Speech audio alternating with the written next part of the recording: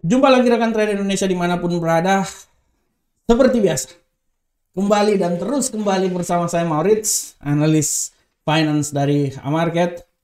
Kembali lagi bersama rekan trader. Tapi edisi kali ini adalah edisi mingguan. Kita akan memprediksikan apa yang terjadi selama 1 minggu ke depan. Tapi sebelumnya kita juga akan membicarakan apa yang telah terjadi di pasar selama 1 minggu yang telah berlalu. Oke rekan trader, seperti kalau kita lihat rekan trader, pergerakan yang terjadi pada minggu lalu benar-benar sangat luar biasa. Ya, kalau kita lihat di kalender ekonominya, rekan trader bisa lihat dengan jelas ini bagaimana peristiwa yang sangat luar biasa terjadi pada ekonomi ya, yang sangat mempengaruhi arah pergerakan pasar. Ya, kita selalu mulai hari Senin kemarin, hari buruh, jadi kebanyakan liburnya, yang ada cuman indeks manajer pembelian ya, yang sangat mempengaruhi PMI, mempengaruhi dolar Amerika. Dan masuk di hari Selasa, rekan trader bisa lihat bagaimana lowongan pekerjaan JOLTS membuat pergerakan pasar yang terjadi di Amerika itu sangat fluktuasi, sangat kuat. Membuat bagaimana dolar Amerika semakin tertekan. Ya. Masuk pada hari Rabu, rekan trader bisa lihat bagaimana perubahan tenaga kerja, indeks manajer pembelian, ya, indeks non manufaktur, ya, ini sangat mempengaruhi bagaimana pergerakan yang terjadi pada dolar Amerika, dan dia benar-benar mempengaruhi juga apa yang terjadi terhadap mata uang lainnya. Nanti kita lihat ya. Dan kunci utamanya adalah di saat non-farm payroll, tidak, rapat FOMC pada dini hari pukul 1. Bagaimana kita tahu semuanya bahwa The Fed mengeluarkan statement menaikkan tingkat suku bunga sebesar 25 BP ya, dari 5% sampai 5,25 ya. Dan kecenderungan dovish benar-benar terjadi sehingga bagaimana dolar Amerika terpelanting dan membuat aset-aset lain misalnya gold, emas terbang tinggi sampai nilai tertinggi di seputaran 2075. Sangat luar biasa. Bukan cuma emas, pound sterling juga nilai tertinggi dalam sejarah.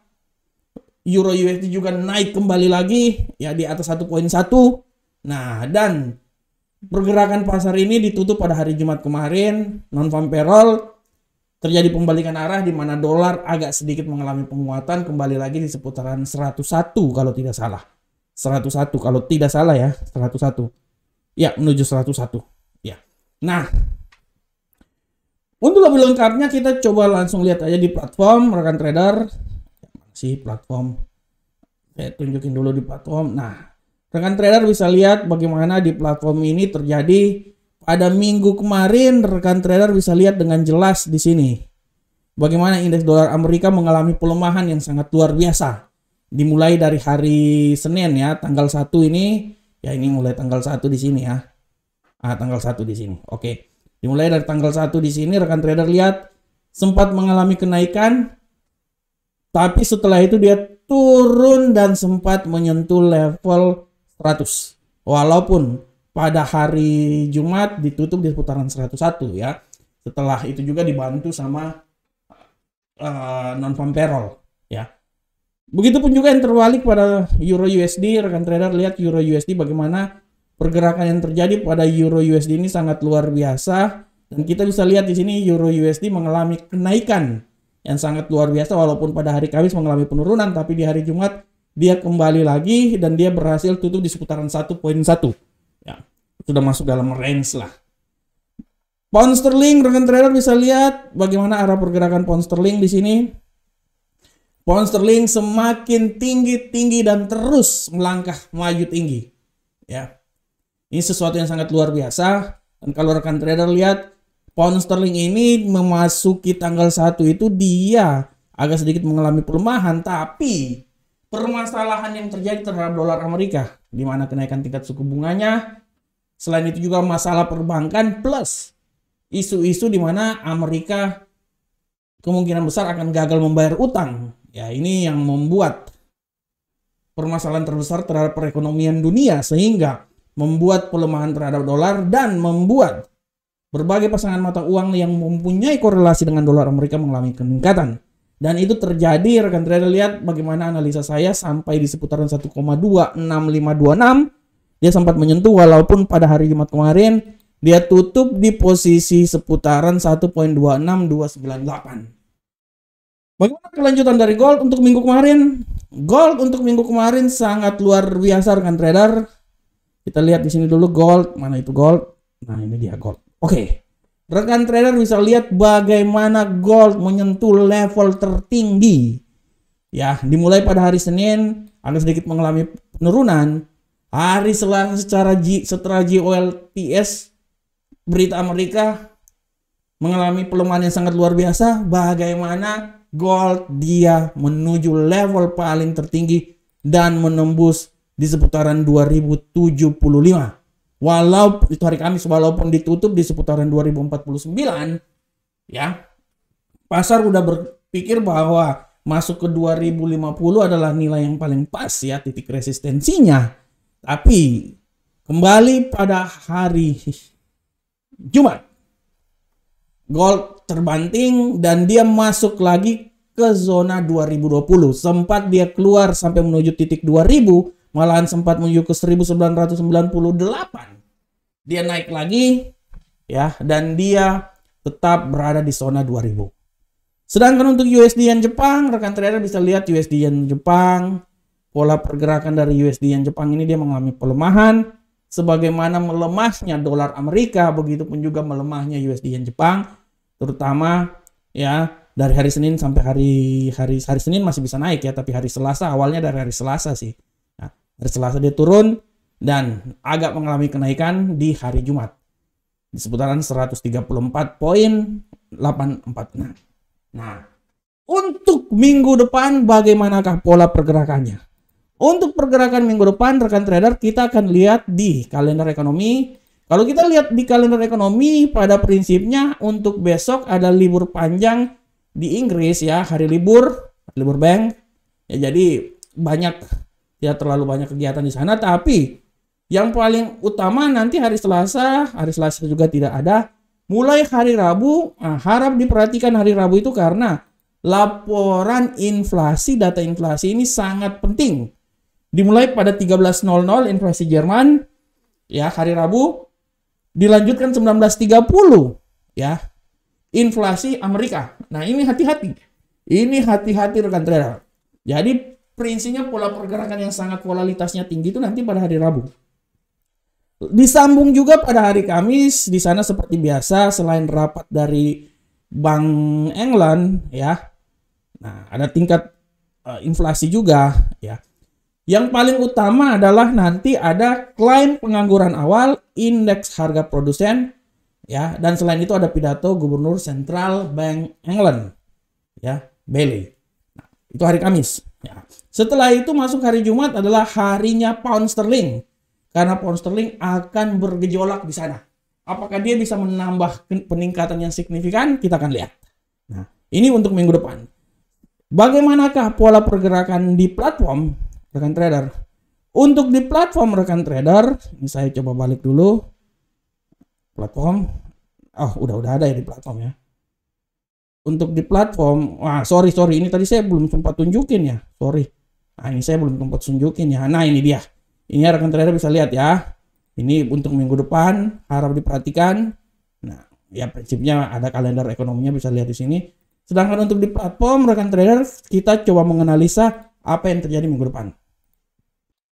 Untuk minggu ini, rekan trader, minggu depan dari tanggal 8 sampai tanggal berapa? Tanggal 12 kalau nggak salah, ya. Kita akan lihat bagaimanakah pola pergerakannya. Kalau kita lihat di sini, kita seperti biasa kita akan mulai dari indeks dolar Amerika. Di sini kita bisa lihat bahwa menurut analisa saya, kecenderungan dari indeks dolar Amerika untuk mengalami pelemahan masih bisa juga terjadi, rekan trader. Saya masih bisa berasumsi bahwa pelemahan ini masih saja bisa terjadi dan ya, saya bisa berasumsi bahwa tidak tertutup kemungkinan dia ini akan turun sampai level yang paling terendah itu di seputaran 99,811 ya. Ini bisa saja, segala sesuatu kan bisa saja terjadi rekan trader ya, 99,811. Akan tetapi harap juga diperhatikan bahwa walaupun tendensi berita yang tidak terlalu banyak, masih bisa mempunyai kemungkinan bahwa minimal pasangan dari indeks dolar Amerika ini dia bisa naik, kecenderungan naiknya itu dia akan mencoba ya sampai melewati level 101,886 atau nilai yang paling tertinggi itu di seputaran 102,766. Oleh karena itu saya bisa bilang bahwa arah pergerakan yang paling masuk dalam logika dari indeks dolar Amerika adalah di seputaran 99,811 sampai 102,766. Selanjutnya bagaimanakah Euro USD? Tendensi Euro USD untuk minggu depan menurut saya dia masih memiliki tendensi kenaikan, tapi kenaikannya tidak full lagi. Masih naik, tapi kenaikannya tidak full dan sedikit memiliki kecenderungan mengalami pelemahan. Tapi oke, anggaplah dia ini akan naik ya. Saya bisa bilang bahwa kenaikan dia itu paling maksimal menurut saya. Dia akan coba sampai di level yang paling tertinggi di seputaran 1,11985. Di sinilah ya. Oke, sinilah. 923 ya. Di situ ya, tapi untuk bisa itu dia harus bisa menembus level sini dulu di seputaran 1,10933 dulu rekan trader. Nah, tapi rekan trader masih juga dia mempunyai pelemahan, dan pelemahan dia yang paling bisa dicapai adalah di seputaran 1,08575. Nah, oleh karena itu saya bisa bilang bahwa pergerakan dia itu pada minggu depan saya berasumsi bahwa dia akan cuma naik dari 1,08575 sampai 1,11923 ya. Saya tidak mau bilang bahwa dia akan turun sampai di level terbawah sini, menurut saya masih jauh ya. Tapi saya masih bisa bilang bahwa kemungkinan dia naik masih ada, tapi setelah itu mungkin dia bisa mengalami pelemahan, terutama nanti pada hari Rabu dan hari Kamis. Karena situ adalah puncak-puncak beritanya, puncak-puncak berita yang akan terjadi ya. Oke, selanjutnya pound sterling. Untuk pound sterling minggu depan rekan trader.